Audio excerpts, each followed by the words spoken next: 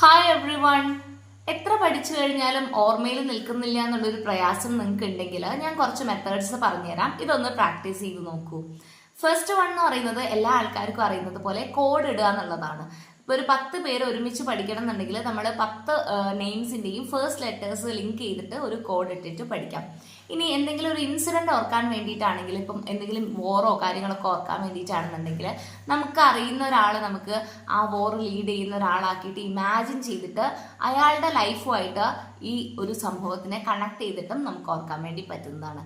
മൂന്നാമത്തതാണ് നമ്മൾ ഇമേജസ് ആക്കിയിട്ട് ആലോചിച്ച് വെക്കുക. നമുക്ക് എന്ത് കാര്യമാണോ പഠിക്കേണ്ടത് അതിൻ്റെ ഒരു ഡയഗ്രാം വരയ്ക്കുക, അങ്ങനെ പഠിക്കാം. അല്ലാന്നുണ്ടെങ്കിൽ നമുക്ക് കേട്ട് പഠിക്കാം അല്ലേ. ഓഡിറ്ററി കൂടുതലായിട്ട് എഫക്റ്റ് ആവുന്ന ആൾക്കാർക്ക് നമുക്ക് കേട്ട് പഠിക്കാം. അതിന് വേണ്ടിയിട്ട് നിങ്ങൾക്ക് പഠിക്കാനുള്ള കണ്ടൻസ് റെക്കോർഡ് ചെയ്ത് വെക്കാവുന്നതാണ്.